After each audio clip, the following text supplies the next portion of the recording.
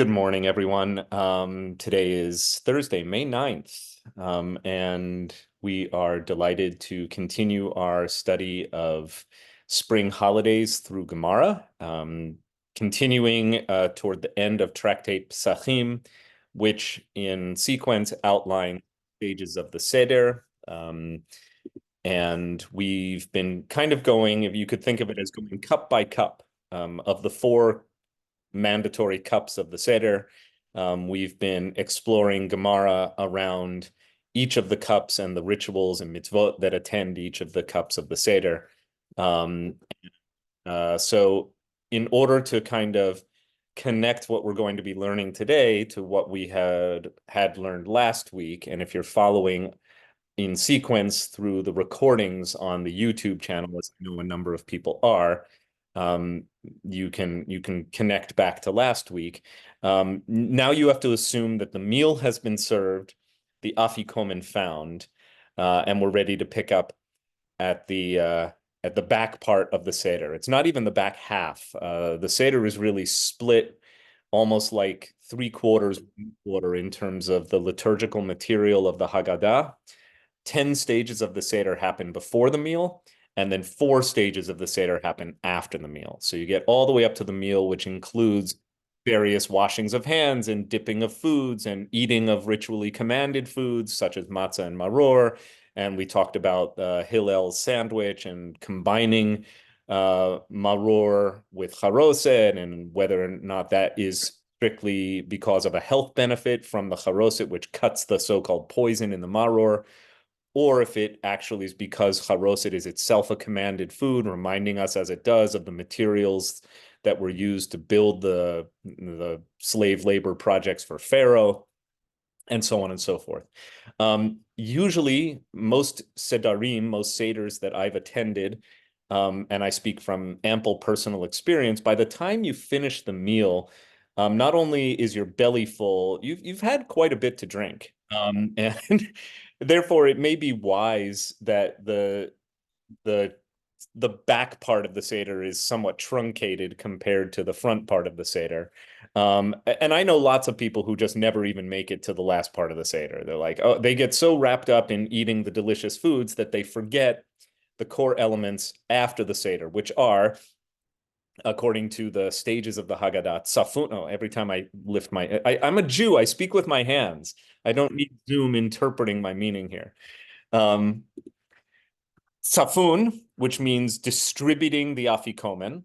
When I was at a Seder with Rabbi David Stern and his wife, Rabbi Nancy Kasten, this past last month, he had the most beautiful drash on the afikomen. It was so elegant and simple. At the time that the middle matzah was taken out and broken in the first part of the Seder, he said, our Seder will not be complete until the broken is made whole. And that we take this piece of matzah and we break it, but we can't actually complete the Seder until the broken half is restored to its original owner. And so the Seder also tells a story of going from brokenness to wholeness, which is really what the Jewish people needs to hear right now. I'm not even half as eloquent as David Stern, and he just, I thought, said so much with so little through the metaphor of the afikomen. Whether or not that is what the rabbis had in mind through this custom, we may never know, but he counts as a rabbi, does he not? So tzafun, which means the distributing of the pieces of the afikomen, the dessert. Barech, which is to bless, namely grace after meals, or Birkat Ha-Mazon. Hallel, which are verses of praise, and most of what we're going to talk about today is Hallel. And then Nirtza, which just means we're done. It's all wrapped up. So Tzafun, Barech, Hallel, Nirtza. That's what awaits us after the meal.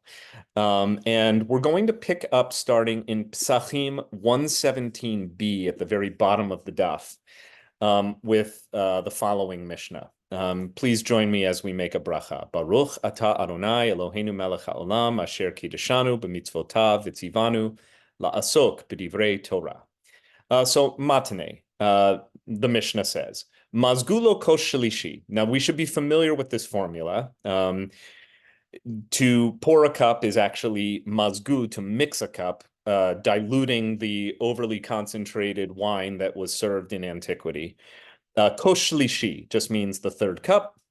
Mivarech al mizono. And at that time, one blesses over the meal. So you make a Birkat Ha-Mazon over a third cup of wine, and that's what's going to be the subject of discussion for the next few lines. Rivi'i gomer alav et Hallel. And as for the fourth, one concludes or one completes over it, meaning over the fourth cup of wine, et Hallel, the verses of praise. Hallel is the Hebrew word for to praise. It is part of the compound word hallelujah. And actually, I think just above this passage, I skipped over a bunch from where we were last week. There's all sorts of exegesis on the term hallelujah itself and whether hallelujah actually is a name for God, includes the name for God, because it is a compound of Hallel, which means to praise, and Yah, which is one of the many names by which the divine is known in biblical Judaism. Yah, quite possibly an abbreviation of Yahweh, or Yud-He, the first two letters of the so-called tetragrammaton, the four-letter name of God, Yud-He, Vav-He. So Hallelu, which is the imperative plural of Hallel. So all of you praise Yah. Hallelujah. So what it says here is over the third cup, you do a Birkat Ha-Mazon, Mivarech al mizono, you bless over the meal. Sorry, mizono, like mazon. Rivi'i, meaning the fourth cup, gomer alav, you complete over it et Hallel. You complete verses of praise. Omer alav birkat hashir. And you recite over it, again, over it meaning over a cup. And I've said this previously, I think even as recently as last week, when you make a blessing over a cup of wine, you are not blessing the wine. You are blessing God for something over a cup of wine. Wine is the Jewish people's symbol of joy. Nothing is happening to the wine. It is wine. You are not, there's no transubstantiation like there is in Catholicism. The wine is not blessed wine. You know, it was just wine before you made the blessing, and it's wine after you make the blessing. But the wine is required for certain liturgical practices, namely declarations of joy. And as we're about to see, performance of certain mitzvot are associated or is associated with lifting or drinking a cup of wine. So you say over it something called Birkat Hashir, which literally means the blessing of the song. We're going to find out what that is. Michelle, question or comment, please. Yeah, the blessing of the custom requirement, as you've just indicated, for blessing over the wine or for celebrating with wine, I don't think it's biblical. It's clearly in place by the time of these. Any indication when that became relevant or a source for it? Correct. Right. No, whether or not the rabbis attribute a certain mitzvah to Torah practice is, we would say from our perspective, possibly a subjective evaluation. But anything that is a tradition around blessing or saying a blessing, namely any formula in the Jewish tradition that begins with or ends with Baruch Atah Adonai, etc., is a rabbinic norm of Jewish practice. It is not biblical. You don't have people running around the Torah or the Bible making blessings.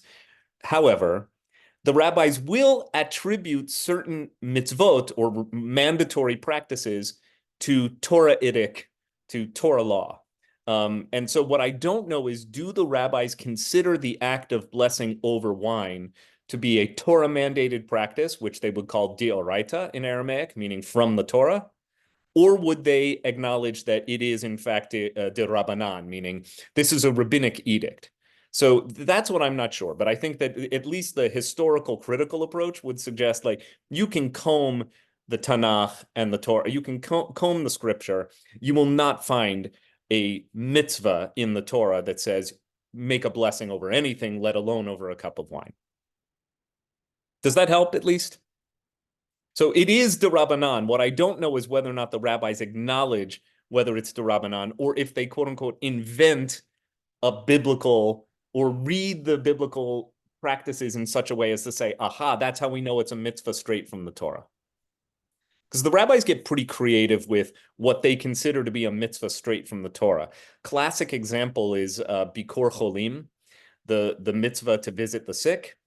There is actually no place in all of Torah or Tanakh that says, thou shalt visit the sick. The rabbis use a midrashic interpretation of the fact that immediately after the Torah reports at the end of Genesis 17 that Abraham circumcises his household, himself and his children, his male children, of course, that the very next thing you learn is that God visits Abraham in the form of human visitors who are actually divine messengers. And the rabbis kind of take the adjacency of these two passages, Abraham circumcising his household and the divine visitors, and they say, aha, from this we derive that it is a mitzvah to visit the sick. Abraham wasn't sick so much as he was convalescing, because putting yourself through, do-it-yourself home circumcision in antiquity probably was an unpleasant procedure, and it would have been nice to receive a house call afterward from your friendly God. So that's the essence here, right? And so the rabbis can say, therefore, visiting the sick is a mitzvah from the Torah, even though a critical reader of Torah says, wait a minute, there's no mitzvah here. Okay. So I'm always a little bit skeptical about the binary classification of mitzvot as either deoraita, meaning deriving from the Torah, or d'Rabbanan. The way Jewish people understand and practice mitzvot, it's all d'Rabbanan. Like, we are rabbinic Jews. And I think that's really important to underscore. Like, we say another classic example, and kids know this one, the blessing over the lighting of Hanukkah lights is a asher kiddushanu b'mitzvotav v'tzivanu blessing, right? Baruch atah Adonai Eloheinu melech haolam, asher kiddushanu b'mitzvotav v'tzivanu lahadlik ner shel Chanukah. Blessed are you, eternal our God, sovereign of the universe, who hallows our lives with mitzvot and commands us. That's how you know you're doing a mitzvah. You have a blessing specifically that tells you this is a mitzvah, whether it's putting mezuzah up or lighting Shabbos candles. But Hanukkah lights, where is that a mitzvah in the Torah? Hanukkah isn't even mentioned in the Torah. It's not even mentioned in the Tanakh. So it is an act of rabbinic audacity or chutzpah of the rabbis to suggest that there is a biblically mandated mitzvah of lighting Hanukkah lights. But they do. And the rabbis will give you their reasoning why we can use the language of mitzvah, even though the category of mitzvah as we understand it through the rabbinic frame did not even exist at the time of the Hanukkah story, or even does not even exist anywhere in the biblical record. Okay, I hope these examples at least are illustrative of a certain confusing point of view. All right, let's continue here. So we were at the third and fourth cups, right? One is associated, the third, with mivarech al mizono, with saying the blessing over the meal, and the fourth with completing the Hallel. The Omer alav Birkat Ha, and then you are also supposed to recite something called a Birkat Ha, the blessing of the song.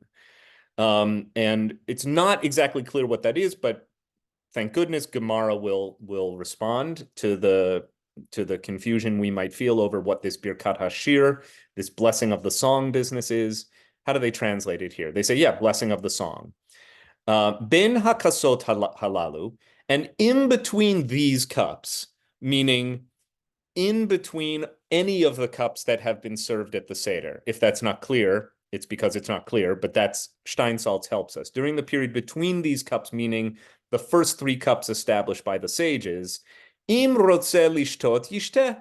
If you feel like drinking, have some wine, right? I think most of us do that. Once you've made a blessing over the wine, you are allowed to keep drinking, which is why over the course of a meal, one may plausibly and legitimately, with permission from the sages, drink more than 4 cups of wine, but you actually must have 4 cups of wine over which a blessing or a ritual act is performed or recited. Im rotze lishtot ishteh, if he wants to drink, he may drink. Ben shlishi li revi'i, however, between the third and fourth cups, you're not supposed to drink. So that's what the Mishnah tells us, the early stratum of rabbinic law. It says, yes, in between cups 1 and 2, 2 and 3, feel free to drink as much as you like. However, in between the third and the fourth cups, where you are doing a Birkat Ha-Mazon into Hallel, you're supposed to go straight. Like, you're not supposed to be drinking more cups of wine. You pour a third cup, you make Birkat Ha-Mazon. You pour a fourth cup, and you do Hallel. So now we go to the Gemara. Gemara teaches us, Amar le Rav Hanan le Rava. So according to the Gemara, Rav Hanan said to Rava, and these are both Amoraim, later sages, like, let's say, 4th to 6th century sages. Shema mina, you can learn from this, and it is the word Shema, like the Shema. You can hear from this or derive from this. Birkat Ha-Mazon tu unakos, that the Birkat Ha-Mazon, the blessing over the meals, the grace over the meal, requires a cup of wine. So they're saying you can't just say Birkat Ha-Mazon at your Seder without a cup of wine. They're saying that's a logical inference from the fact that the Mishnah tells us you're supposed to pour the third cup and make Birkat Ha-Mazon over it. This is saying, from this you might conclude that Birkat Ha-Mazon in general, not only at a Seder, because Birkat Ha-Mazon should be recited after every meal, including, like, you have a sandwich for lunch, you're supposed to recite Birkat Ha-Mazon. So what the rabbis are going to be troubled about is, do I really need to have wine with every single meal? I have a croissant for breakfast, which is lechem, meaning I made a motzi over it. If you make a motzi, you're supposed to make a Birkat Ha-Mazon. So I'm going to pour myself a glass of wine at 8 in the morning, right? That's clearly where the rabbis are a little bit concerned. Amarle, he responded to him, since this is a dialogue between Rav Hanan and Rava, clearly this is Rava's response. Arba kosei tiknu Rabbanan derech cherut. 4 cups were instituted by the rabbis by way of freedom. In other words, he's saying the general precept of the Pesach Seder is that we are imitating the way in which free people dine, right? They recline, they indulge, they dip foods into condiments, they tell stories, there's entertainment, there's music, and also 4 cups of wine. Like, that would be expected at a free Romans festival meal. So let's continue with Rava's response here to Rav Hanan. Kol chad v'chad na'aved be-mitzvah. As translated here, each and every one of them requires us to perform a mitzvah. So what they're saying is, it's sort of a question of chicken egg. Which comes first? Do we have outlined mitzvot that we then have to fulfill, some of which require that we have a cup of wine? Or is it the fact that we are required to have 4 cups of wine because that's what a freedom festival requires, and then we attach or associate a particular mitzvah for each of the 4 cups? Now, if Rava is correct in this assumption, we can then go back to cups 1 and 2 and figure out what the mitzvot are, right? So, oh my God, this is bonkers. I gotta have to turn off these hand gestures. Okay, this is like, it's too much. Like, I have to sit on my hands if I want to teach, which is very uncomfortable for me. I know Zoom is going to review this feature and say this was not a great idea. We should not allow Jews to have this built-in artificial intelligence. Okay.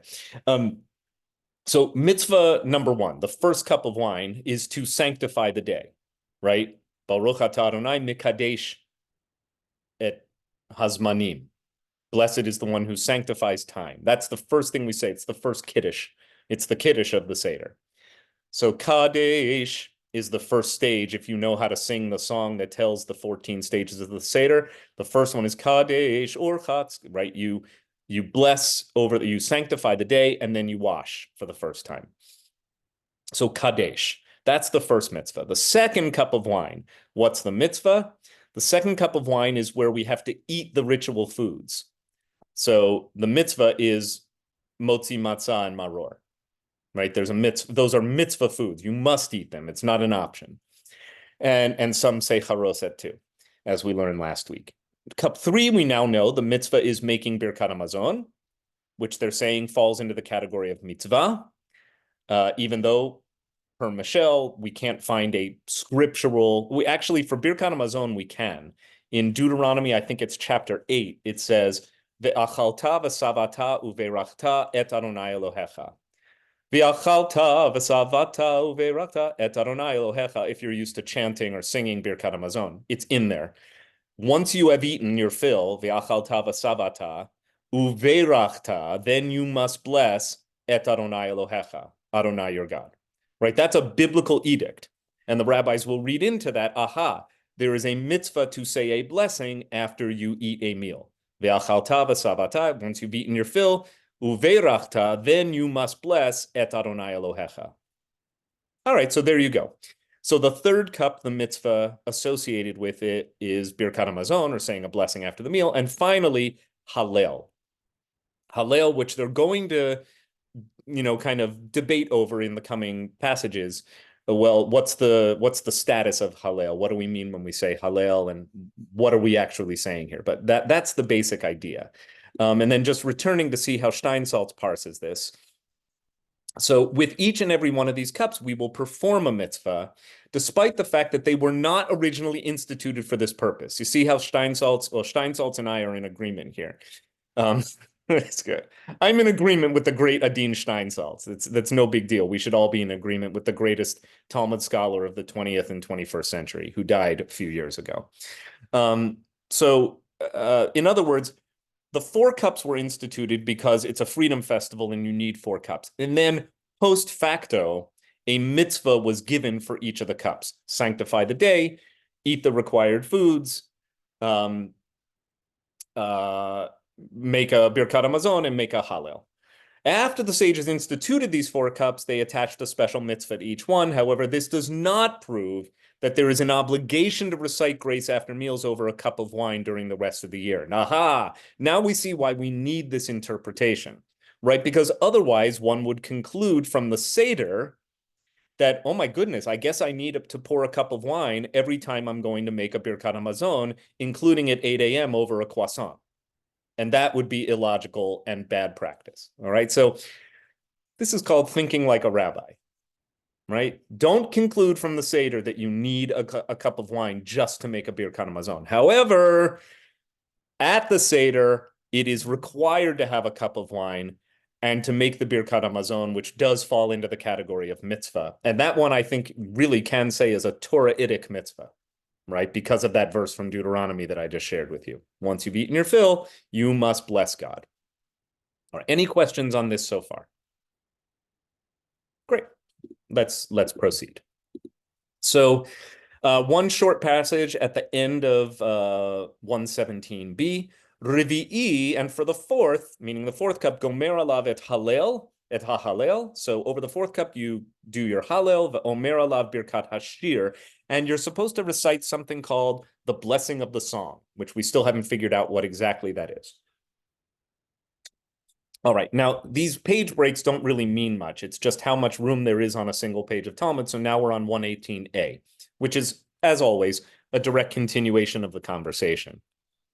My Birkat Hashir, just as I promised you, here's where the Gemara asks, what is this Birkat Hashir business? What is this blessing of the song?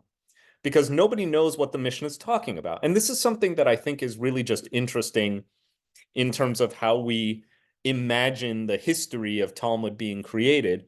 It would appear to me that by the time the rabbis of the Gemara are asking this question, they don't know what the Mishnah is talking about.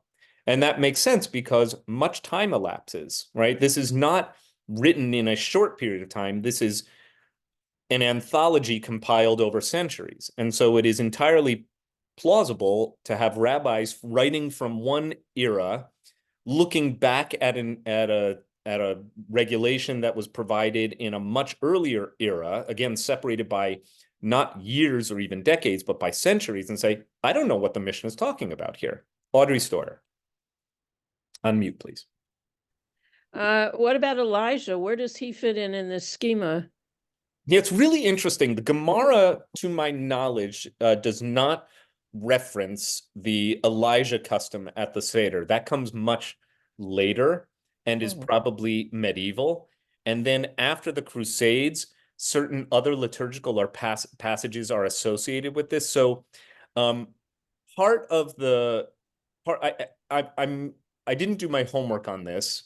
Well, I couldn't have done my homework on a question that hadn't been asked yet, right? But if I'm remembering all the way back to rabbinical school, I believe that there's a discrepancy about whether or not it should be 4 cups or 5 cups. And although the halacha comes down that there are 4 cups, there's a line somewhere in the Talmudic literature that suggests there should have been a 5th cup. And so a custom develops that there's a 5th cup, but you don't drink it. I'll have to do my homework because I actually think it's in this part of Tractate Pesachim. We've just skipped over it. And even though it doesn't mention Elijah, it does say there is an undrunk 5th cup. And later customs would associate that with the Messiah-like figure of Elijah, who's not the Messiah himself, but whose presence or whose return from the heavens suggests that Messiah or messianic time is on its way. Later in the medieval period, after the Crusades, it might have even been much later than that, after some terrible catastrophe that befell European Jewry, there are many of those in the medieval period, a passage was instituted so that the 5th cup would be raised at the time that the following verses were recited. Pour out thy wrath upon the nations that know thee not, and destroy them out from under the heavens with your burning anger. And it's this real vengeful prayer. Some of you who were not totally inebriated, who made it to the end of the Seder and read that passage while the little kiddies went to open the door for Elijah, might have noticed that the words landed with a particular force or impact this year, post October 7th, that they might not have last year. So, yeah, the Elijah tradition, though, generally is post-Talmudic. And not Elijah himself is biblical. But the notion of incorporating an Elijah tradition around this mysterious 5th cup that is not drunk, which I do think is in the Talmud, but I'm going to have to find the passage, that comes much later. Steve Maskett. Just quickly looking, it looks like it's on 118a. Oh, are we going to get there? On the page of a 5th cup. Gaonim state on the 5th cup, one should recite the great Hallel. These are the words of Rabbi Tarfon. So maybe it's right on this page. Oh, that's great. I had planned to skip over some sections here, but maybe we'll want to do it just for that reason. Thanks, Steve. Okay, good eyes. Yeah, I prepared this lesson before Shabbat last week, so I'm a little rusty. Let's read on. Okay, so what is this Birkat HaShir business, this blessing of the song? Rav Yehuda Amar, Rav Yehuda said, Yahalelucha Adonai Eloheinu. So it's the verse that says, they shall praise you, Adonai our God, which is from Psalms. Yehalelucha Adonai Eloheinu. Okay, and Rabbi Yochanan says, no, it's the verse Nishmat Kol Chai. Let the breath of all the living praise God. Tanu Rabbanan, the rabbis taught in a baraita, meaning now we have an earlier source that we can draw on. Revi'i gomer alav et Hallel. Over the 4th cup, one completes the Hallel. The Omer Hallel Hagadol, and you say the big Hallel. The big Hallel is the verses from Psalm 136 that include Hodu Ladonai Ki Tov, right? The endless recitation of give thanks to God, for God is good. Ki leolam chasto, God's chesed, God's compassion or loving kindness or love is eternal, everlasting. People probably know those verses, and in some ways, that one call and response verse from Psalms, Psalm 136, Hodu ladonai ki tov, ki leolam chasto, give thanks to God, for God is good, God's mercy is everlasting, is almost like the Hallel. It is the epitome of Hallel. Like if you want to, the rabbis frame that those verses are the very essence of Hallel par excellence. Divrei Rabbi Tarfon. Now that opinion goes according to Rabbi Tarfon. The Yesh Omrim, but there are others who say Adonai roi lo echsar, that actually this great Hallel is, or the big Hallel, is in fact the opening verse from Psalm 23, God is my shepherd, I shall not want. That opinion clearly loses out because no Haggadah has us reciting the 23rd Psalm, right? But it is interesting that we have these earlier traditions, and when you do the archaeology through text, you discover that what we take for granted as kind of like it's always been this way has not, in fact, always been this way, right? There are disputes over, all right, we have this, we know we're supposed to recite something called the blessing of song, and what is that? And there's a dispute. One says that refers to Hodu l'Adonai ki tov ki le'olam chasto. That's Rabbi Tarfon. V'yesh omrim, which means others say, but there are those who say Adonai roi lo achsar, God is my shepherd, I shall not want. So there, this is really interesting. For me, I love this stuff because it just suggests that the tradition that we accept as concrete was once at least wet concrete. It was still moldable, it was still shapeable, it was still debatable. And I love that. I mean, I love it as a Reform Jew. I love it as a Reform rabbi. I love it as a counterpoint to anyone who has a kind of rigid, literalist, fundamentalist approach to or interpretation of our textual tradition, which is rooted in the idea of it's always been this way. Here we have some real proof. We have it again and again, proof like this from the Talmud that no, it has not always been this way.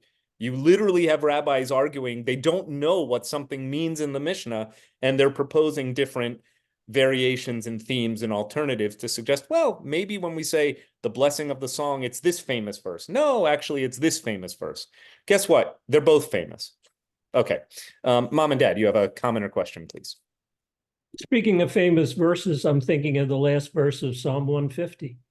Kol hanishama tahalel Yah. Right. If you had been around in the room with Rabbi Tarfon and the others, you could have proposed that. You could have said, Rav Doug says, no, actually, I think that it's Kol hanishama tehalel Yah, hallelujah. Let all that has within it the breath of life give praise to God. Awesome. And it seems, at least for this rabbi, that would have been an entirely, a statement that entirely belongs in the discussion. Okay. Let us continue our study. So we're kind of just wrestling over what we mean when we talk about these verses. I'm not sure I buy Steinsaltz here, who says, the Lord is my shepherd, I shall not want, is an appropriate verse specifically because it connotes satiety, right? I shall not want is the same as I've had my fill. I don't lack anything. I've had enough brisket. I've had enough dessert. I've had enough maror for the next year. Maybe. All right. Now we're going to get into a little bit of the weeds, and I was going to skip over this, so I'll just sort of summarize. Mehechan Hallel Hagadol. So this so-called big Hallel, what verses exactly are we supposed to read? Where does it start? Mehechan means from where. Rabbi Yehuda says, okay, and then they're just going to get into the section of Hallel specifically that you're supposed to read. All right, so you can see it here on the screen. I'd prefer not to spend our time, kind of dithering over exact verse and chapter and word. They're just, again, it's more Talmudic debate over exactly what do we mean when we talk about the great Hallel. But I do like this comment here in paragraph 3. V'lama nikra shemo Hallel Hagadol. By the way, this Hebrew is kind of approachable, I find. This is good beginner Talmud because it's Hebrew and it's not particularly hard Hebrew. V'lama, many kids even know that lama is not a mammal indigenous to South America. In Hebrew, lama means why. Lama nikra shemo. Why is its name called Hallel Hagadol? Why is it called the big Hallel? What's gadol about it? We know that it's a Hallel, but why Hagadol, right? What's so big about this? Amar Rabbi Yochanan. Rabbi Yochanan says, Mipnei, because Sha'akadosh Baruch Hu, God, the Holy One of Blessing, or as we call him in rabbinical school, the KBH, Yoshev berumo shel olam. God sits in the highest heights of the universe, umichalek mizonot lechol bria, and distributes food to all of creation, to all of God's creatures. Now, again, they're talking about, it's interesting, that's nothing intrinsic in the prayer itself. Remember, the question that we're now trying to answer is, why do we call this the Great Hallel? And they're proposing an answer that has nothing to do with the text. They say it's not about the text, it's about the context. They're saying that this Hallel is associated with the act of providing nourishment. Okay, and what's so big about providing nourishment? That's where the text will continue. Hang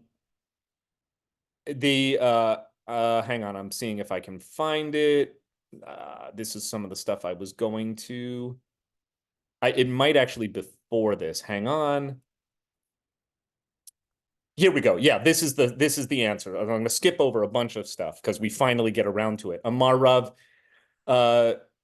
Shezvi, so Rabbi Shezvi, Mishamei de Rabbi Elazar ben Azariah. So Rabbi Shezvi, in the name of Rabbi Elazar ben Azariah, said, Kashin mizonotav shel Adam ki kriyat yam suf. The act of providing humanity with food was as difficult. The word is kashin, like kasher. The act of providing nourishment for all of humanity was as difficult as splitting the Red Sea. And again, there's something really extraordinary about this claim. So what I want to propose, and I know we skipped over stuff, and if you were looking at stuff about donkeys and like, don't get distracted. The question is, why is this called the Big Hallel? And remember, the Big Hallel is the verses that include Hodu l'Adonai ki tov ki le'olam chasto. Give thanks to God, for God is good, God's mercy is everlasting. Okay. But why do we call it the Big Hallel? And they're suggesting there's nothing intrinsic in the text that makes it big. What makes it big is that it is associated with the act of nourishment, the God nourishing the people. Why does that make sense? Of course it makes sense, because this comes right after Birkat Ha-Mazon. You're still digesting at this point in the Seder. And what they're suggesting is, okay, be mindful, take a moment to appreciate what has just happened. What has just happened is you just ate food. And this claim that Rabbi Shezvi, who's an interesting figure about which I know nothing because he's not mentioned very often in the Talmud, but Rabbi Shezvi says in the name of Rabbi Elazar ben Azariah, who is a very prominent rabbi, so he's quoting a much more established sage, much more renowned sage. He says, the act of providing nourishment for humanity is as difficult as splitting the Red Sea. All right. So what is the theological claim being made here? Like, what, extrapolate from this? I'd love to hear your impressions of what I think is a very bold theological claim. I'm going to bring it up on the screen just so you can see how Rabbi Shezvi, in the name of Elazar ben Azariah, puts it. The task of providing a person's food is as difficult as splitting of the Red Sea, as it is written. And then they give another line from the same Hallel, which you can see, dichtiv, which means as it is written, noten lechem l'chol basar. He gives bread, or lechem is a stand-in for all food, so he gives food to all flesh. Usemichle, and right next to that, connected to that verse, you have ligozer yam suf ligazarim. So now we have the textual proof for what is being said, right? You have two verses next to each other in Psalms 136. They're not literally next to each other, but they're near each other. You can see one is verse 25. Click it and it shows up in my sidebar. I don't know if you can see that very well, but there it is. There we go. And by the way, just look at the text here. Notem lechem l'chol basar ki leolam chasto. Hodu le'el hashamayim ki leolam chasto. So this is the God's mercy endures forever mantra-like recitation on the back part of the Seder, in case you need to be reminded where this is familiar from. But they're saying you have two verses in the same psalm, one that talks about giving food, one that talks about dividing the Red Sea, and both of them are answered with the resounding cry, Ki leolam chasto. God's mercy is everlasting. And so from that juxtaposition, the rabbis say, aha, we can make a very bold theological claim that providing food for all people and splitting the Red Sea are equally, the word they use is difficult, but I want to stretch us here. Mom and Dad, do you have an insight that you'd like to share? Seems to me that these two things do not go together, because splitting the Red Sea, let's just call it, is a miraculous event. It's a one-off. Great. Whereas going back to the Garden of Eden, God gave mankind dominion over crops and animals, and presumably was providing for the whole earth through that mechanism. But okay, right. I'm going to say, okay, thank you for pointing out the dissonance here. Thank you for pointing out the way in which these two ideas are not alike, because I think the appreciation of that irony in the literature is going to lead us to the theological bold claims. So say it. I think you're it's on the tip of your tongue. So I think the message here is to, well, think again, because in a time in which I'm sure starvation and famine and natural catastrophe leading to, mass death events through insufficient food was probably a not uncommon occurrence. So it's probably saying you think that only the Red Sea parting was miraculous, but in fact, this is equally miraculous. Right. And the this is not just an abstract. The this is, look at the meal you just enjoyed. Right? Look at what we just did. Look at how much bounty we have on this table tonight. That is not a small thing for God, as it were, to have achieved. I see Russell, Barbara, and Trish in that order. And happy birthday, Trish. Is it today? Happy birthday. Russell. Happy birthday, Trish. Would it be anachronistic or otherwise inappropriate to see the nourishment that they describe here as a metaphor for a deeper nourishment? The parting of the Red Sea represents the beginning of our journey, a journey of both physical liberation, intellectual and spiritual liberation. And is it possible, as I say, or am I being completely out of touch with Talmudic text to suppose that the nourishment they are speaking of, to be responsible for someone else's spiritual nourishment, is a miraculous undertaking?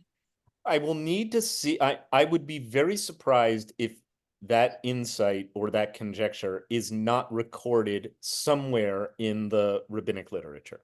In other words, it is consistent with the allegorical way in which Jewish texts are read, to read nourishment specifically as referring not only to that which, keeps the body healthy, but also that which nourishes the soul.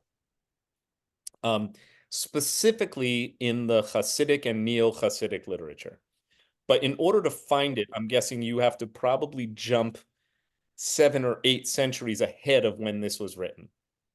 So in other words, it's a both and response in that, yes, though I am persuaded that when the rabbis are writing about nourishment in the passage, they literally mean physical nourishment. They're just saying eating a meal or having food on the table is not less miraculous, is not a lesser accomplishment by God than the splitting of the Red Sea. And of course, the fact that the splitting, if you say to people, well, what's the miracle that Passover records? People would say any number of miracles, especially the splitting of the Red Sea. But in fact, the Seder itself should not be diminished in your estimation simply because it's a nice meal around the table. That too was not a lesser accomplishment by the Holy One. And then having said that, it is consistent with the way that the Hasidic and Neo-Hasidic tradition reads the text to say whenever we talk of nourishment, we're not really talking about the body at all. So yeah, but that's made possible by 3,000 years of interpretive tradition in which you are embraced as a partner. Barbara. I always am very curious about the hamotzi, because man grows grain, but God makes bread. I Yeah. mean, you don't go on a field and pick bread. So, I mean, it's an impossibility. Right. The The prayer itself hamotzi, is I think you're right. impossible. This is very much, it's a good digression. It's a consistent digression that would suggest that the power of the motzi prayer to praise God for, quote, motzi lechem min haaretz, bringing bread forth from the Oh, earth. see, yeah, taking it out. You've skipped all the intermediary steps, right? Right. But I always remind kids when I talk about this prayer, at least of a certain developmental age and stage, that's not an abstract or an idle, that's not a thoughtless choice on the part of the rabbis who wrote these prayers. To suggest that God brought forth bread from the earth may be the tradition's way of reminding us not to get too high and mighty about how great we are at providing ourselves with food. Like, But it's really the and I same think thing. especially today where we're very removed from the process of making food, right? Right. Most of us don't bake bread to eat. I mean, some of us do. Some of us on this Zoom do. But most of the time when we have a sandwich, we're very removed from the process of the planting of the seed and the growing of the wheat and the tilling of the crops and the separating the wheat from the chaff and the grinding the wheat into flour and the making the flour into bread. I mean, and then the preparation of bread to buy in the supermarket. You're 12 steps removed from God on this one. And so to say, Right. no, it's God who did it is, I think, a reminder that in Judaism, it all comes back to the source. Like, don't forget the source. But isn't it also a difficulty in parting of the Red Sea? I mean, one could be compared to the other. Say more. No, one could be compared to the other. I mean, people don't part the Red Sea. Correct. Right. But I think that, like, again, my dad was saying this, that we refer to things like the parting of the Red Sea as miracles, and we refer to eating a sandwich as anything but the opposite of a miracle. The most ordinary, humdrum, mundane, human-centered activity. And I think that the wisdom of this passage would invite us to say, no, no, no, no. Eating a sandwich is not less miraculous than the parting of the Red Sea.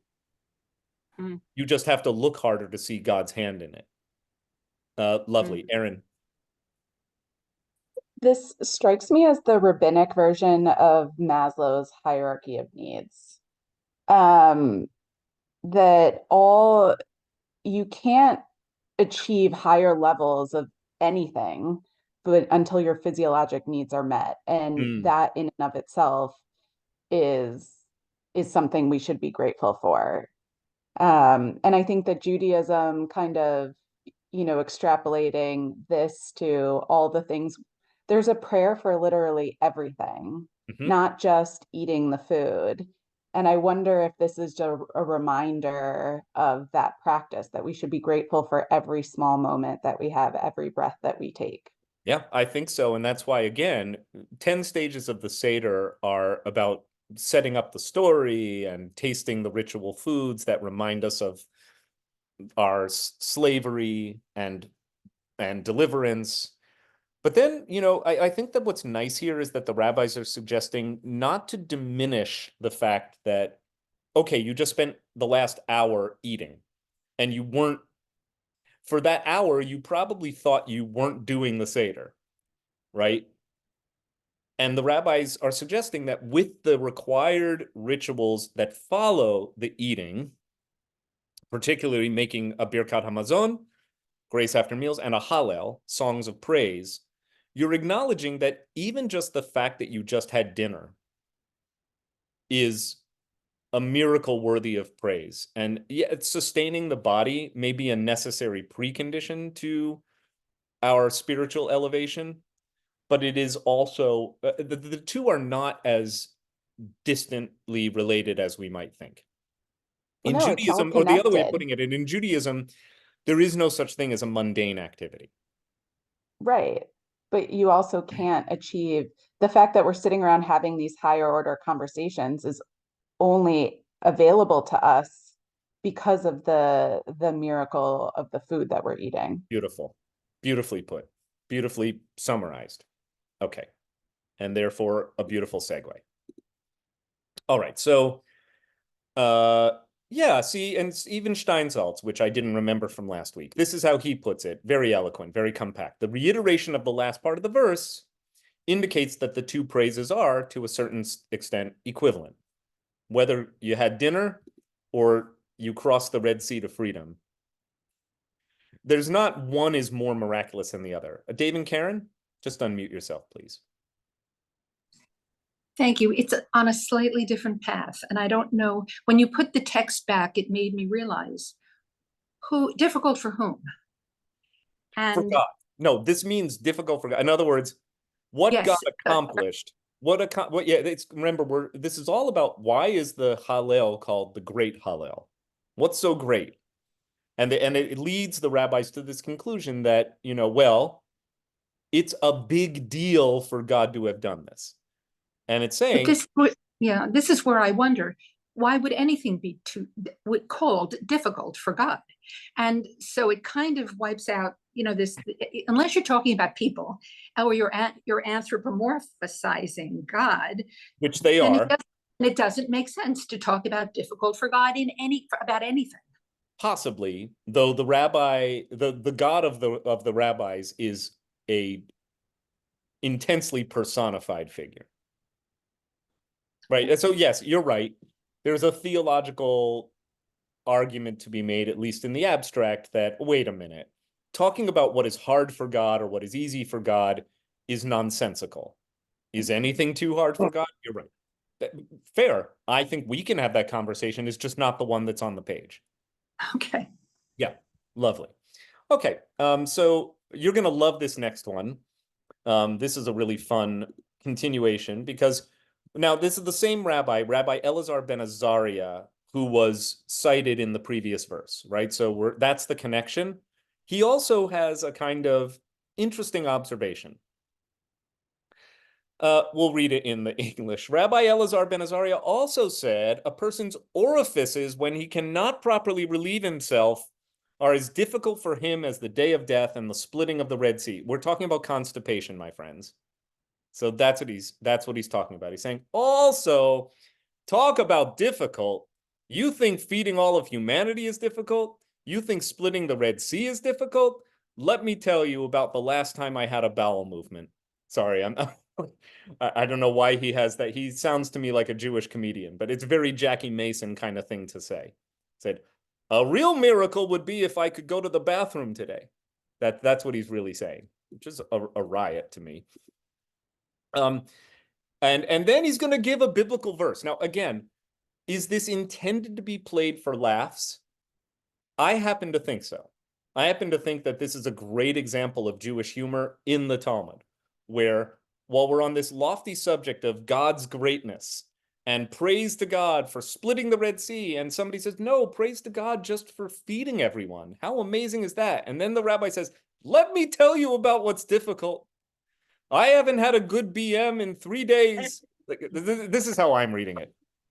Am I overreading it? Perhaps, but it's still fun, is it not? Okay, so he's saying, and then he's going to do the rabbi thing. He's going to give a biblical proof text for this. He who is bent down shall speedily be loosed, and he shall not go down dying into the pit, neither shall his bread fail. Somebody is unmuted who should be muted. So that's so he even gives this funny, he who is bent down shall be loosed. That is a verse that he is taking out of Isaiah and saying, yes, and we can read this about the relief from my terrible matzah-derived constipation. I've eaten so much matzah, it's Pesach, I can't go. Okay, Mom and Dad, do you have a thought on this? Well, you know the Hebrew, I'm sure, better than I do, but this is part of the blessings of every day, where we thank God for openings that open and closings that close. Right. Before, and if they didn't work, we wouldn't be able to stand before you and give praise. That's right. In the morning shacharit, in the shacharit service, in the morning liturgy, one of the first praises of the day is Baruch atah Adonai rofecho basar umafli la'asot. Blessed is the one who is the doctor or the healer of all flesh, and the one who makes wondrous things. And it is the concluding line of the blessing that you say after acknowledging, thank you, God, that all of my orifices work properly. In other words, it's the blessing you recite after using the bathroom. And some Orthodox homes, by the way, I've been a guest in Orthodox homes where they have the blessing on the inside wall or the inside door of the bathroom. To remind you, that's the thing you're supposed to say. Because even this gives evidence of God's might. Precisely. Yep. Okay. All the doctors in the house love this one. Okay. So yes, Isaiah proves that it is miraculous that you can go to the bathroom. All right, the phrase dying into the pit indicates that the opening of the orifices is similar to rescue from death. Sure, because if not, forgive my vulgarity, but you'd be in deep shit if you couldn't go to the bathroom. And afterward, the next verse, you see Isaiah 15:14, followed by Isaiah 51:15 rather, who stirs up the sea so that its waves roar. Yes, that's the feeling of relief when your constipation is finally alleviated. Who stirs up the sea so the waves roar. Sorry, this is the conversation that I set us up to have today. All right, reading on. Now, somebody clearly and wisely decided to change the subject, which the Gemara reserves the right to do. V'amar Rav Sheshet mishum Rabbi Elazar ben Azariah, and they're connecting it to yet another statement by the same rabbi, Rabbi Elazar ben Azariah. Kol hamivazet hamoadot ke'ilu oved avodah zarah. Anyone who disparages the festivals, the ordained times of the year, it is as if that person worships idols. Oved avodah zarah, literally participates in alien worship. Shenemar, how do we know this? What's the verse? Elohei masecha lo ta'aseh, do not make molten gods, lach, for yourself. Uchetiv batre, and then it is written, juxtaposed to it, et chag hamatzot tishmor. So again, the rabbis are doing a lot of, one of the other thing that connects these passages is the hermeneutic of interpretation. So the rabbis are deriving some of these comments from a rabbinic hermeneutic of interpretation known as simuchin, which literally means adjacency. The idea is simply this. If you have one verse that says one thing, and the very next, or the next, or a nearby verse says another thing, the two can be connected cause and effect wise, or their meaning can be connected even if they appear to be talking about two completely different things. Does that make sense? So well, let's look at it not in the abstract, but in the real.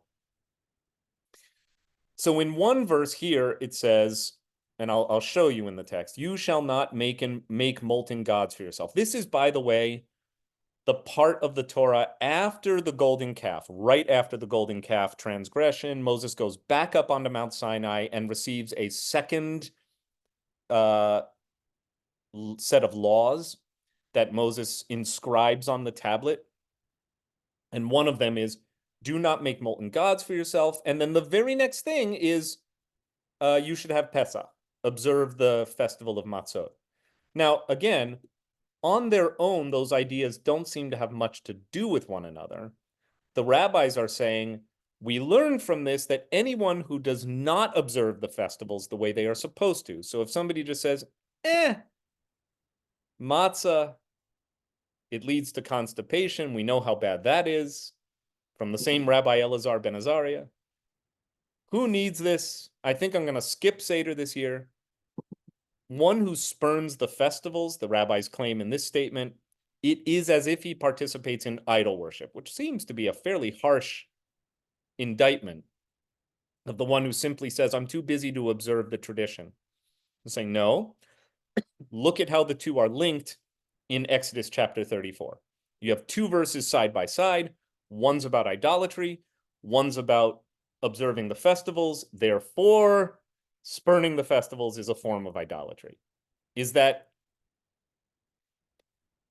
logical according to the way that we read text? It is not.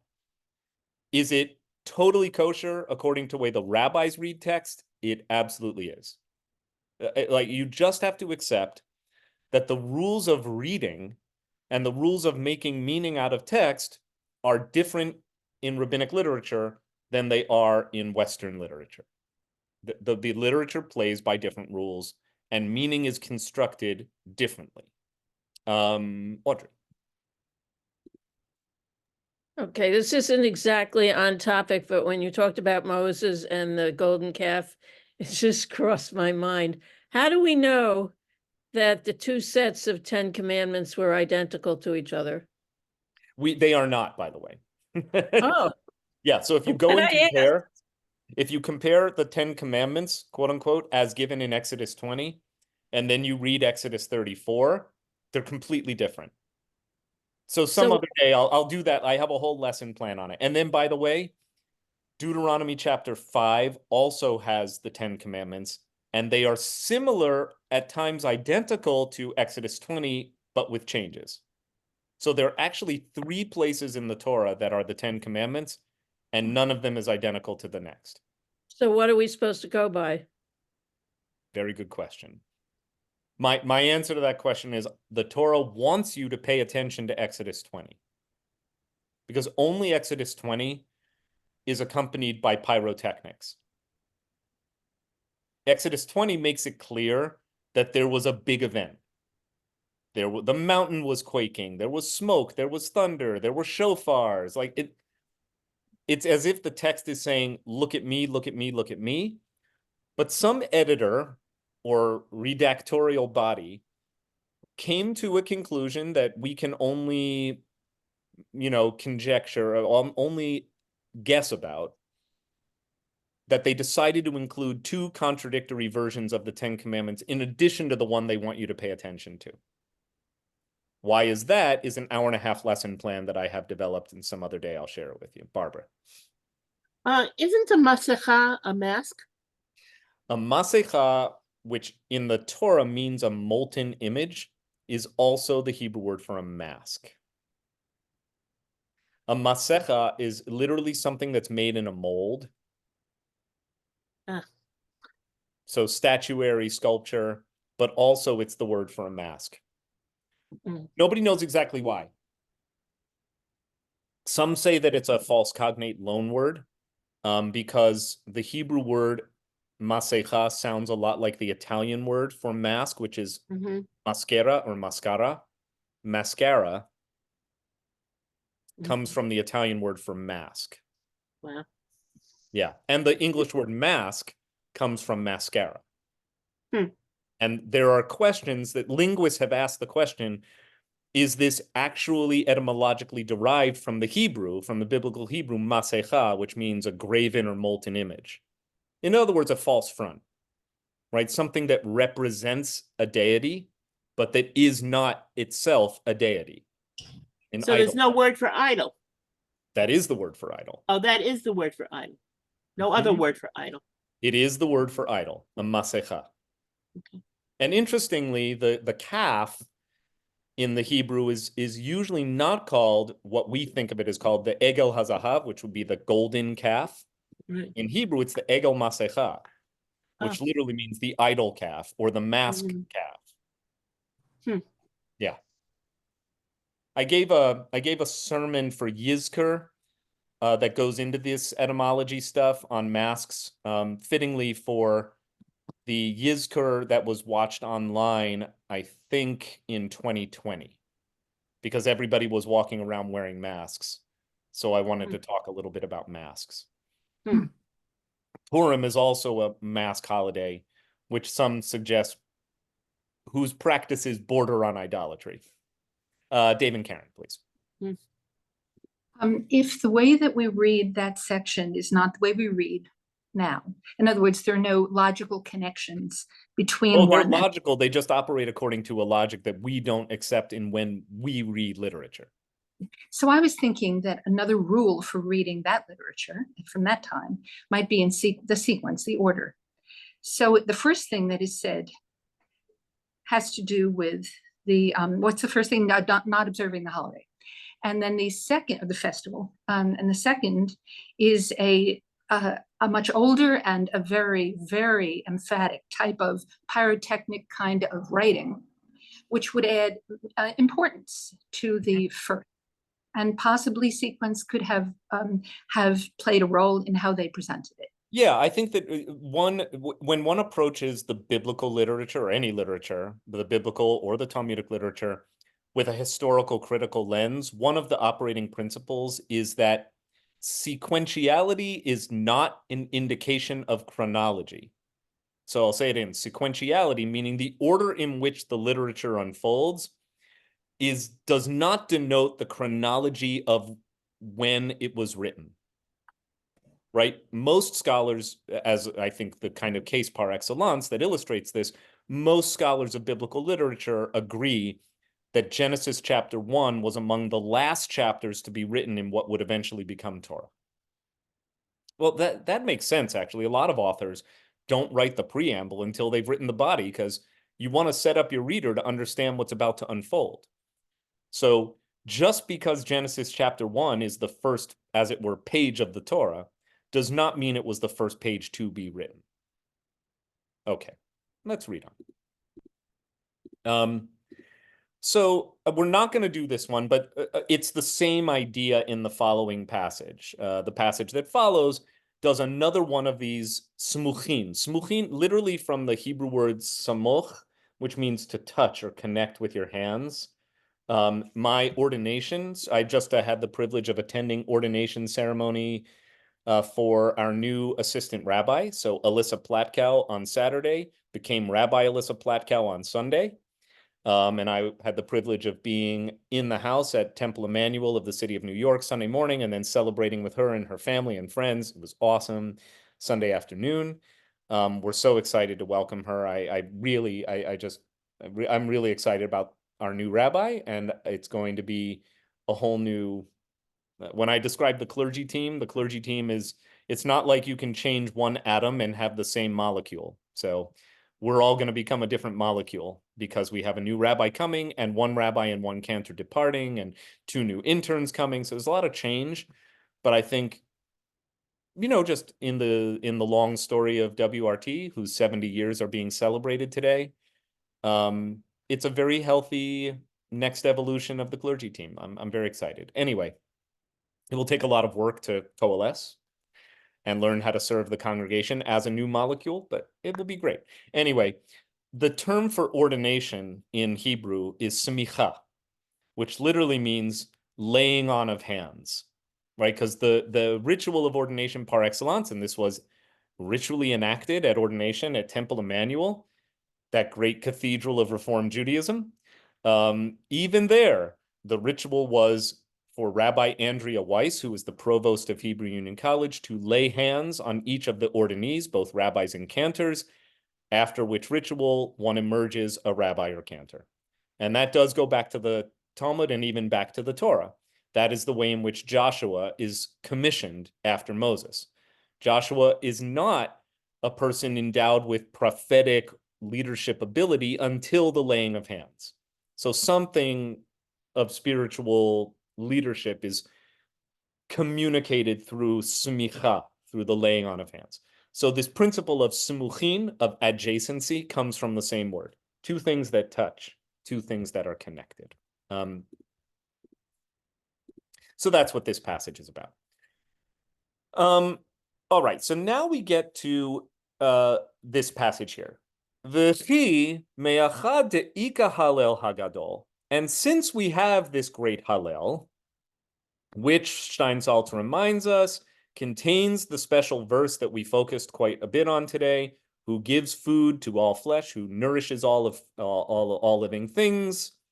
So given that we have this great Hallel, which we now know is great because of what's in it, Anan my tama amrinan hai.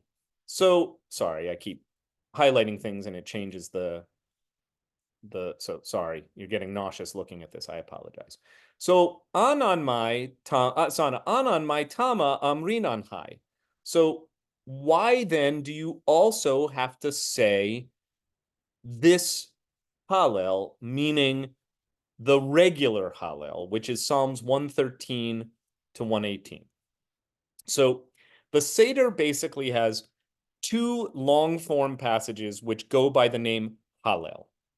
One is the long, so if you look in your book of Psalms, Psalm 136 is very long and it contains that like refrain or mantra, Ki leolam chasto, God's mercy is everlasting. God did this, Ki leolam chasto. God did that, Ki leolam chasto. And many people, you know, especially if you've had a lot of wine at this point in your Seder, they make it participatory. And even if you don't know the verses, you can learn 3 Hebrew words. You can learn Ki leolam chasto. You can even sing them. The melody that Boni Ashur wrote, Hodu ladonai ki tov, is the call, and the response, Ki leolam chasto. We've taught that at WRT. We sing that on the festivals. But Hallel also refers to 6 Psalms, 113, 14, 15, 16, 17, and 118. So those 6 Psalms in sequence also comprise a Hallel. So what's the deal? We have one that's called the Great Hallel. Why do we also recite normal Hallel? That's the question that's being asked here. Audrey? No, but that was, I wanted to know who laid hands on Joshua. Moses did. Oh, okay, thank you. Yeah. Yep. Moses, who had this special face-to-face thing going on with God, before Moses's time is up, but knowing that his time is up, it says that he placed his hands on Joshua, and that is right in the Torah. So from there derives the norm in Jewish practice of ordination through laying on of hands. And even referring to the word ordination in Hebrew literally is laying on of hands or connecting. Okay. Yep. All right. So as we so that's the question. The question is why these two things known as Hallel, and Steinsaltz says that section is recited on every joyous occasion. The Gemara answers is the reason is because the regular Hallel is also necessary on Pesach because there are 5 themes. And looking in the Hebrew here, so sheyeshbo, there are in it chamisha. Those of you who know your Hebrew numbers, chamisha, like chamesh, is 5. Divarim halalu. Halalu is just a fancy term for ha'ele. So, chamisha divarim halalu. These 5 things, or these 5 themes, Yitziat Mitzrayim, that's one of them, the Exodus from Egypt. Kriyat Yam Suf, the splitting of the Red Sea, that's another one. Matan Torah, the giving of Torah, that's a third. Tchiat HaMetim, the resurrection of the dead, that's a fourth. V'chevlo shel Mashiach, literally the pangs or the pain of the Messiah is the 5th. So the question again, we already have something that we now know is called the Great Hallel because it extols God for all the miracles, including the miracle of providing food for all creation. Okay, we've established that. Now the question becomes, why do we also need regular Hallel at a Seder? And the answer is because regular Hallel praises God for 5 things specifically that connect to the observance of the festival. I think that's implied. 1, and again, looking at what are the 5 things? They are the Exodus from Egypt, the splitting of the sea, the giving of Torah, the resurrection of the dead, and the birth pangs of the Messiah, or the pangs of the Messiah. The idea being that the Messiah will arrive at and only at a time of great upheaval and turmoil.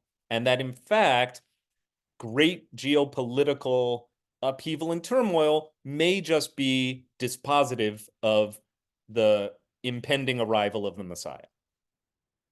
So often, messianic fervor is amplified at times of great political upheaval in Jewish civilization's history.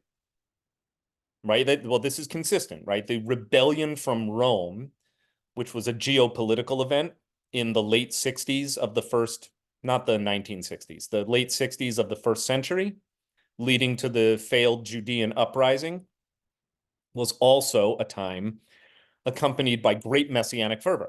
Actually, the whole first century was. Ever hear of a guy named Jesus?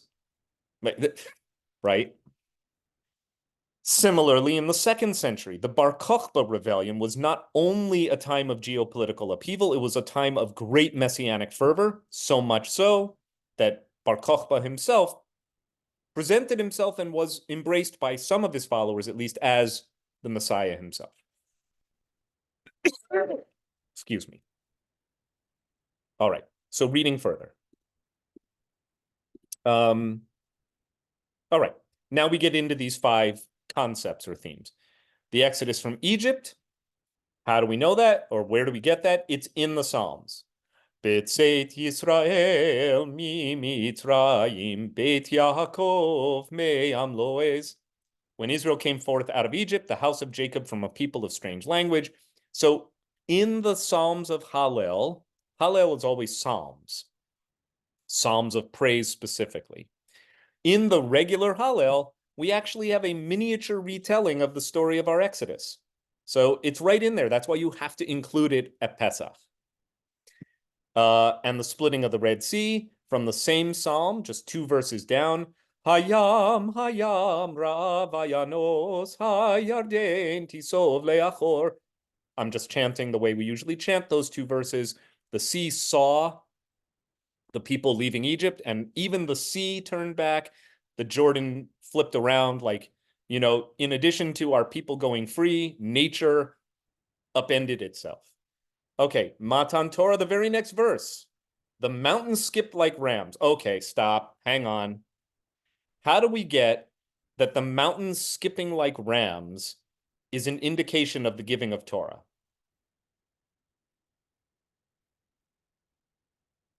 All right, I'm going to give you a hint. I've given you a clue about 20 minutes ago.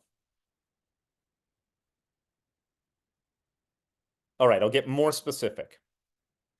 What happens when the Torah is given? Or even more specific, what happens when the 10 Commandments are given? What was the word I used? I used an impressive 50-cent word. I said pyrotechnics. I see some of you. Yes, the Torah describes the giving of Torah as a kind of pyrotechnical event. It wasn't just God saying some stuff to Moses. What's happening? Like just from Exodus chapter 20. What do you associate with the giving of Torah? You've heard the story enough. So what are some of the details in the story that matter? Think of Bohemian Rhapsody by Queen, right? Thunderbolts and lightning, very, very frightening. Like that's what's happening.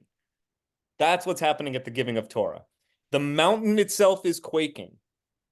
And therefore, when the Psalms say the mountains skipped like rams, that's what they're referring to. It's a poetic image of a mountain, which is like, is it not the most immovable thing on earth?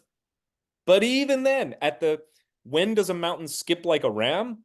Not because of some natural phenomenon like an earthquake, but rather because of the miraculous phenomenon of God giving Torah at Sinai. And not just any mountain. What mountain are we talking about? Okay, we're doing a lot on learning to think like a rabbi. Maybe this rabbi, but the imaginative, the fanciful dimension of rabbinic thought and rabbinic writing should not be missed or underestimated. Ruth. I was just imagining a volcanic eruption. Or yes, exactly. I think even more than earthquake, the imagery, and I've said this before, the imagery of the giving of Torah at Sinai is volcanic. That's a great word. Yes, it is like a volcano. And by the way, also, whether it's earthquake or volcano, I guess both, it would be true either way, but connotes danger as well as creative volatility. Yeah. Right? A volcano is a wonderful poetic metaphor because it is both creative and destructive at the same time.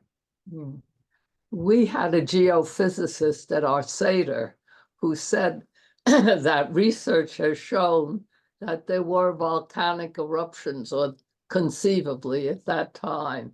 That's so cool. And we had a great discussion. I thought of you about talking at the Seder. Do you go with myth or what, or more, or science? Maybe it's both. That is so cool. And by the way, many cultures, many civilizations enshrine volcanoes as holy sites. You know, a mountain erupting, that's sort of a godlike power. Cool, Ruth. Very cool. Michelle Braun. I believe this contains one of my very favorite dysphoric moments when they heard the lightning or they saw the thunder, and I've forgotten which one it was, but yes, and also in Exodus chapter 20, that it literally says Veroim et hakolot. I'm misquoting, but that's the idea. They could see the voices or the sound. They could see the thunder, yeah. The thunder was so tangible, it was as it were visible. Though, if it's shaking mountains, then it is visible, right? Okay. Let's read on. We're nearing the conclusion of today's lesson, and I'm enjoying it very much. Okay. The next thing that is included in the Hallel praise is the resurrection of the dead. How do we know that? From a couple psalms later, but also in this segment of 6 sequential psalms that make up Hallel. Regular Hallel, not the great Hallel, the Ki Le'olam Chasdo Hallel, which is also in the Haggadah. How do we know that the resurrection of the dead is referenced in the Hallel? We get this verse, I will walk before God in the lands of the living. What does that mean? According to Steinsaltz, he notes that it is another smuchin, it's another adjacency, for you have delivered my soul from death. Therefore, if you deliver my soul from death, and the very next thing is I'm walking before God in the land of the living, that must mean that I died and was resurrected. Don't get too hung up on this, except some of you have studied. About 3 years ago, I taught a class on death, immortality, and afterlife in Judaism. And all I want to suggest is that the ideas of immortality and afterlife, and yes, even bodily resurrection, are more rooted in Judaism than you may expect. And that some of the story for why, for a group of Reform Jews studying in New York or online in the 21st century, that seems so jarring and alien, is actually not because you missed something growing up, but because Reform Judaism in particular made strenuous efforts to minimize and even extirpate such themes from Judaism. In other words, you are not just, most of us, I mean, if you grew up Orthodox, you probably are much more familiar with the common use of references to the afterlife and the resurrection of the dead. I mean, you know, if you grew up in a shul where in the second bracha of the Amida, you're saying Michaye Metim instead of Michaye et Hakol, in the Givurot, Ata Gibor Le'olam Adonai, Michaye, now we say, who gives life, Hakol to all, Rav LeHoshia, great is God's saving power, then you aren't familiar with the way it's davened up the road at Temple Israel Center or Young Israel of White Plains or Young Israel of Scarsdale or any other conservative or Orthodox shul. Mechaye metim ata Rav LeHoshia, God, you give life to the dead, great is your power to save. Alan Markowitz, who comes to Torah study every week and sometimes attends the shiur, though I don't know if he's with us today, still davens Mechaye metim. Because he's an Orthodox Jew who happens to love belonging to Westchester Reform Temple. Or he's a Reform Jew who likes Orthodox practice. Guess what? To me, that's not a contradiction in terms. Okay. Let's see where this goes. So that's the resurrection of the dead. And then finally, this idea of the pangs of the Messiah. Again, the idea that the Messiah is accompanied by great upheaval. They're going to drash, they're going to, I guess, expound, drash is expound, on the verse in Psalm 115, again, one of the Hallel verses, not to us, O God, not to us, but to your name give all glory. Rabbi Yochanan said the verse, not to us, God, not to us, and as we take no credit, you get all the credit, and the entire Psalm 115, including the verse, "Why should the nations say, where now is their God?" is referring to the era of the enslavement of the kingdoms and the redemption of the Jewish people from their dominion. So they're just giving a drush on Psalm 115 that proposes a kind of messianic geopolitical significance to these verses, that all of the nations are going to be delivering the Jewish people from under their grip, and that will create huge upheaval on the geopolitical scene. Some say that Rabbi Yochanan said the verse "not to us, not to us" is referring to this apocalyptic war of Gog and Magog and the catastrophes and wars that will befall the Jewish people in the end of days, from which they will be delivered. And that will be the last piece that we look at today. A lot goes on from this. The remainder of the page discusses the eschatological notions of Jewish thought. So rabbinic thought is deeply influenced by eschatology. Eschatology is a fancy word that refers to that which pertains to the end of days or the end of all earthly time, and is evinced in many religions, many religious texts that seem to be focused on and what happens after this existence is over. Like, where is this all going? And in Judaism, especially as in Christianity, or I would say in Christianity especially, but as well in Rabbinic Judaism, there is an eschatological frame that is almost superimposed on the tradition, beginning with the prophets, and especially reinforced in the rabbinic literature. Remember that this literature is born and grows up, as it were, at the same time as Christianity. Right? Rabbinic Judaism and early Christianity are sibling traditions, not parent-daughter traditions. It is true that biblical Judaism may be a parent-daughter tradition, but for the most part, Rabbinic Judaism and Christianity, early Christianity, are two traditions growing up at around the same time in the same ancient Near Eastern Mediterranean milieu. And therefore, it should not surprise us that both early Rabbinic Judaism and, of course, early Christianity will center eschatological doctrine in their religious thought. Sorry, somebody was calling me. In other words, early Judaism, early Rabbinic Judaism, like Christianity, are really obsessed with what happens at the end of days.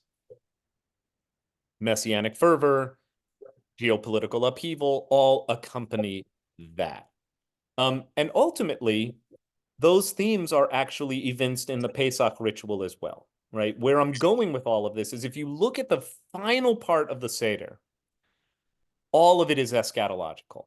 When we say next year in Jerusalem, that is not just a geographic comment. That is, next year, our exile will be ended because the Messiah will come back, the temple will be rebuilt, and that's why we'll be in Jerusalem. It's not that we're going to book flights on El Al and make a family trip to Israel so that we can have Seder in Jerusalem. The Messiah is going to redeem us out from under, at the time the Seder was being created, at the time out from exile, whether in the Roman diaspora or the Babylonian diaspora. The rabbis who wrote these Pesach traditions were not living in Israel for the most part.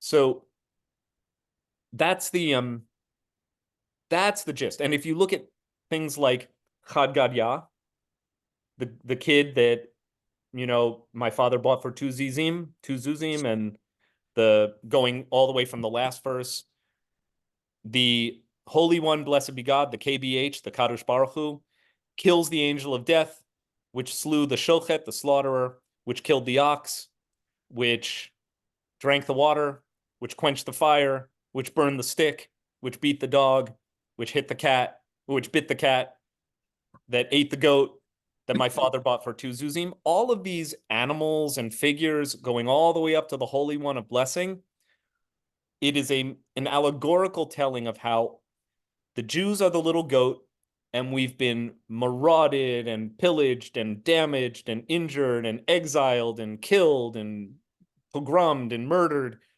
by the cat, but the cat will be overthrown by another empire, and the empire before that will be, or that empire will be overthrown by another one after that. And at the end of days, even the angel of death will be slain. Right? That's what Chad Gadya is about. So it is an eschatological song. You think it's just a little kid song about animals. It is not. It is about the eschatological future and destiny of the Jewish people. So it is fitting, therefore, that among the last things one does in a Seder is you evoke the eschatological dimension of the Psalms of praise known as Hallel. So that's where we're ending today. Because I think it really is a good lead up for the path from Pesach to Shavuot, right? Pesach tells a story, but it's a cliffhanger. It's like, okay, in a way we're redeemed, but in a way we're not redeemed. Now what? And the story we're going to tell as we get to Shavuot is, in a world where the Messiah has not yet arrived, we have the next best thing. We have Torah. And again, I'm going to say it again because I want you to kind of like sit with it and marinate, because it's really what's going to set us up for the conclusion of our springtime study over the next few weeks. In a world where we do not have the messianic dream of living in our promised land, the one thing God said he was going to do in the Torah is the one thing we don't have. We don't have sovereignty anymore. This is, again, that's the frame of rabbinic Judaism. In that world where the dream of Messiah has not been fulfilled, as much as we wish and hope and imagine that it will be this time of great upheaval, we're not there.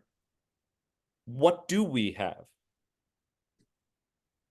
We have Torah. And that really changes the frame of like, we don't have a God who's going to bring us back to the promised land. We have a God we can take with us into exile.